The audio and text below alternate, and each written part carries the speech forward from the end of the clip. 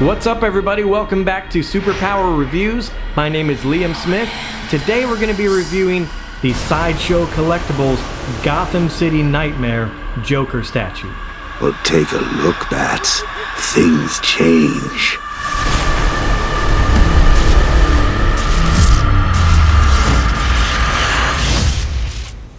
Alright, so first thing, as always, we'll go ahead and take a look at the box. Now this box itself is a work of art. The front of the box has the Joker concept art for this statue. The green and purple haha scrolled on the front. The Joker logo itself. You could literally cut this out of the box and hang it as a poster. It's that good and it's that big. As far as that goes, we're looking at 17 inches across and 25 inches tall for the box. So like I said, it is the size of a small poster. And flipping around to the side of the box, same artwork continues on both sides. And flipping around to the back side of the box, have a large illustration of the Joker mouth, which if you notice the little subtle details here, it is in the shape of a bat as well at the top. Again, following the theme of the purple and green haha scrolled all over the back. Okay, so let's go ahead and get the Gotham City Nightmare Collection Joker statue out of the box and take a closer look. Okay, I went ahead and removed the styrofoam out of the box and removed the top piece to give you an idea of how it is packaged here.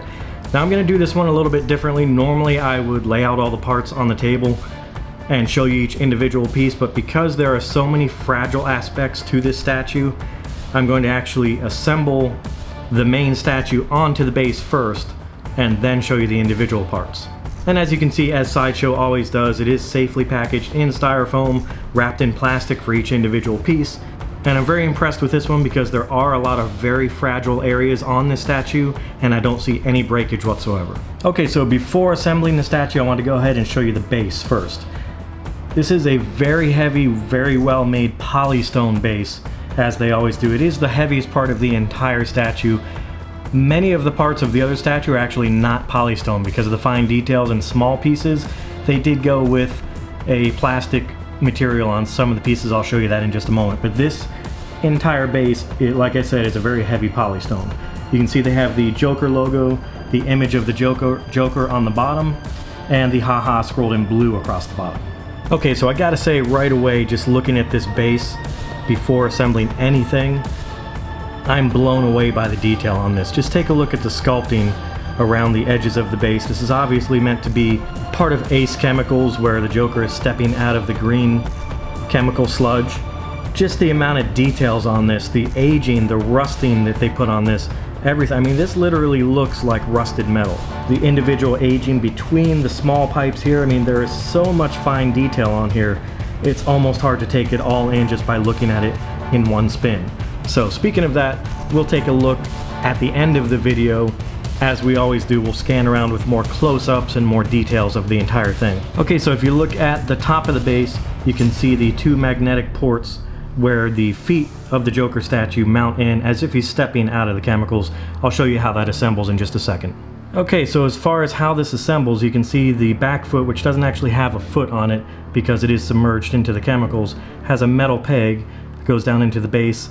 The front foot has a magnet which goes into this front port here. Now I did test fit it a minute ago, and I have to say it is a little bit off. You can see that this front foot has to flex quite a bit for them both to match up. So I'm trying to do this very carefully to where there's no breakage. Okay, so I did get the statue placed into the base, and I do have to say the fit is not exactly perfect. This peg doesn't really fit completely flush down into the base. I didn't want to push it any harder, but you can see this front part on the front foot still has a little bit of a gap. You can see if you push down on it, it just kind of bounces back out. And that is based on the fact that the holes where the feet, the peg, and the magnetic post go into do not exactly line up with each other perfectly. So because of that, it doesn't slide in and fit perfectly snug. It's not going to go anywhere. It's very solid in the base, but it's not a perfect tight fit, which for this price and for this size statue, you would expect a little bit better quality control on fitting into the base. Similar to the companion piece, the Batman Gotham City Nightmare statue, it comes with this pedestal that holds the additional head sculpt that you're not currently using on the statue. The detail in this is absolutely amazing. Clearly it's meant to be a Jack-in-the-Box filled with the chemicals, which will have, once you have the head sculpt on there, his head popping out of the Jack-in-the-Box. Absolutely perfect for a Joker theme. Now again, looking at the details on this, I love the way they made this look like a metal box with the aging, the rusting, the face sculpt that they have in the back of this, the haha on the side. Everything is just such fine detail on it. I'm absolutely amazed that they pulled this off. Even something like the chemicals that are bubbling out of the top are done really well. Starting with the head sculpts, there are 2 head sculpts that come with the exclusive version. This would be the first one. We'll go ahead and attach this to the pedestal here. You can see how it gives that Jack-in-the-Box springing out illusion. Very cool. This Gotham City Nightmare collection series does merge over towards more of a fantasy nightmare type situation, something that Batman would see the Joker as in his nightmares. Alright, so let's go ahead and take a look at the details on the face. I think this is really cool what they did with the teeth here. They have these multiple rows of teeth. They did it on the top and the bottom. You can see all the way down into the mouth. There's all those details they sculpted far into the mouth. They have the torn skin muscles on the side. I love what they did with the paint on this. They went with a really matte finish, grayish white, kind of a dead look to it. I like the almost a zombie-ish way to present the Joker. That would be a great way to describe the face on this, would be a zombie. Now turning around to the side of the head sculpt, I love the form that they went with this, the shape that they went with this, with the hair kind of jetting back, almost like it's blowing in the wind or it's been pushed back by the chemicals. Very cool look, but it's not just one tone. It's not just a straight green like you would see with a lot of Joker statues. There's green in here. You can see there's blue highlights. If you look at the back of it, there's a lot of blue back there, kind of a purplish blue gray tone to it. Love what they did with that. The individual locks sculpted on the hair, done really well. Okay, so I wanted to go handheld on this for a minute to get a little bit closer and show you some more of the details. Look at the eyes on this. The paintwork on the eyes alone is just stunning. I can't believe how much detail and how much different gradients of color and true bloodshot looking eyes that they accomplished on this. This is just absolutely amazing. It really does personify what you would imagine Batman would think in his nightmares Joker would look like. Now another thing I want to mention about the head sculpts, I mentioned before about the base being full polystone, very heavy. These are extremely light. This is 100% plastic. And I'm actually really impressed with the details they're able to accomplish out of this, being that it is all plastic. I'm not exactly sure why they went that route. I know why they did that with some of the other details on the body, just because there were so many small fine pieces that with polystone could chip off and break off too easily. I'm assuming that would be the same situation for this when you have so many fine details in the muscles and the points of the hair, things like that. Either way, once it's on the statue, it doesn't matter if it's polystone or plastic, it still looks incredible. Okay, so now let's move on to the alternate head sculpt that comes with the exclusive version. This is an even more zombified, decayed version of the Joker. His hair is even disintegrating on this to where it's literally shriveling up on his head compared to the flowing locks that he had on the previous head sculpt. His gum line itself is receded back even more. He's decaying quite a bit more. His eyes are rotting. Everything about it basically shows that this is the more escalated version of the chemically damaged, zombified Joker. Another thing about these head sculpts is you can clearly see on this one quite a bit is they went with the extreme pointed jawline that is classically known for the Joker, but they went to the extreme with it on this one, and I love that they did that because they didn't hold back at all on this. They went to the extreme on every aspect of this statue. Again, with the hair on this one, the greens and the blues mixed together, the grays in the skin. Again, they went with more gray in this skin because this is the more dead version of the previous one. And as a comparison side by side, they definitely changed it up with the teeth. You can see that the teeth on the original head sculpt have multiple rows. Of course, the mouth is open so you can see that, but these teeth, the gum line has receded more, which make the teeth look longer. And that is a really nice detail they put in there because longer teeth like that is exactly what happens when the gum line starts to recede. Alright, so now the Joker statue is fully assembled. And wow, it's just as impressive as I thought it would be. Seriously, this is probably what I would call one of the grails of my entire collection, because this is something I waited on for almost a year like a lot of people did on pre-order, and it was worth the wait. I mean, just look at this thing. The details from top to bottom, I wouldn't even know where to begin. The sculpting that they did into the suit is mostly what I'm talking about. There are characters, faces, elements sculpted into the jacket, into the pants, into the suit that you would literally have to look at for hours to be able to point out every single detail. So the best thing I can do here is just give you an overview on the main features that I see in the suit and in the sculpt, and then like I said at the end, I'll do a bunch of close-ups so you can go ahead and take a look at the individual aspects for yourself. So starting at the top, I kept talking about a zombified version of the Joker. That is exactly what this is looking like. Look at the hands here, the very decrepit, bony hands where the skin is decayed and dead looking, very gray. Very nightmarish, as it says, Gotham City Nightmare Collection. They really nailed that theme. I'm just blown away by every small little thing that they've put into this. You can even see there is a Harley Quinn sculptured into his shoulder right here. The Jester classic Harley Quinn sculpted right here into his jacket. That is just amazing. There's another figure up here, which I'm assuming that could actually be Poison Ivy. That's a great thing about this. There are so many Easter eggs in this to where you just keep looking and you keep finding new things. You try to figure out what they are. It's basically a puzzle that you're trying to put together by looking at it. Now going down a little bit further down the coat, you can see the collar and the lapel down the side has the haha sculpted all the way down the front. And I love how they gave it a little bit of a melted factor on the edges. It's not new looking, it's not even real looking, it's very organic looking. The entire thing looks like it's growing on him, very organic. Even the top piece, these are teeth sticking out of the top of his collar. I mean, they just went for things that people would see in their nightmares, and they accomplished that. Now the classic green shirt and orange vest, they went with a very muted, dirty orange, and of course, this is an actual face with teeth and eyes at the top coming out of the vest itself.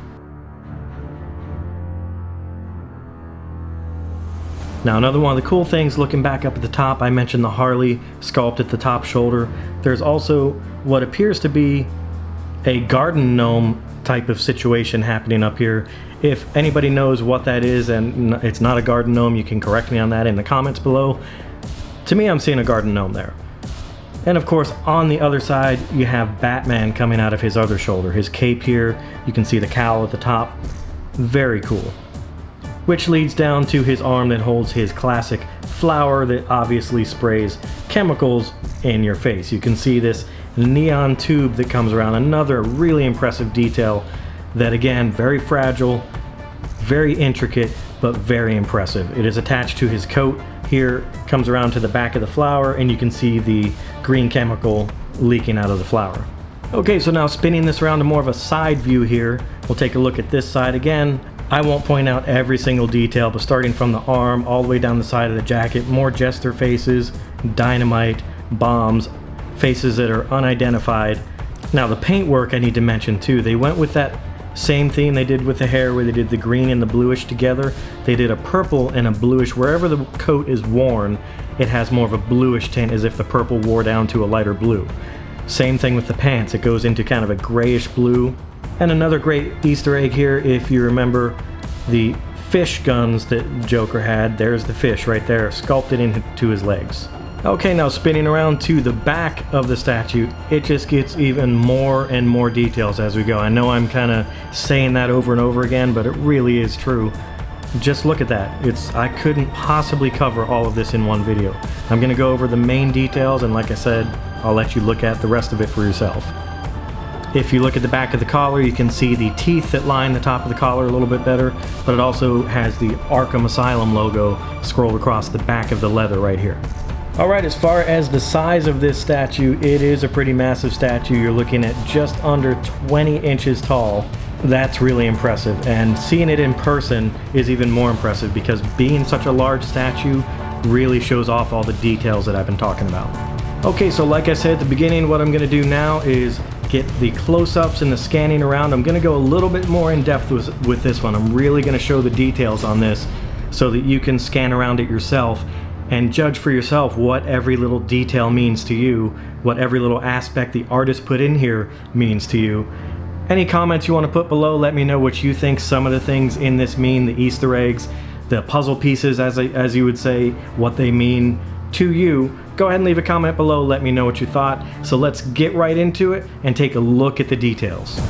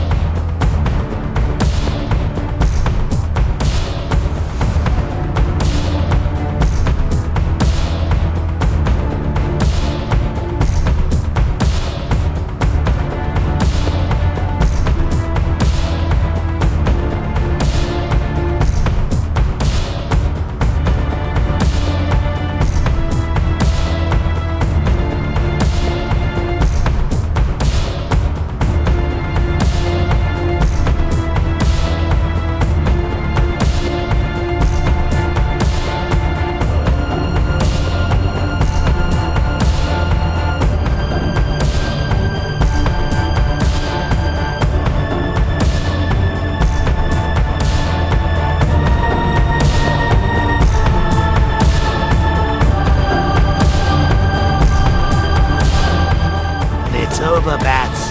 Next trip on the Toxin train takes you all the way to Jokertown.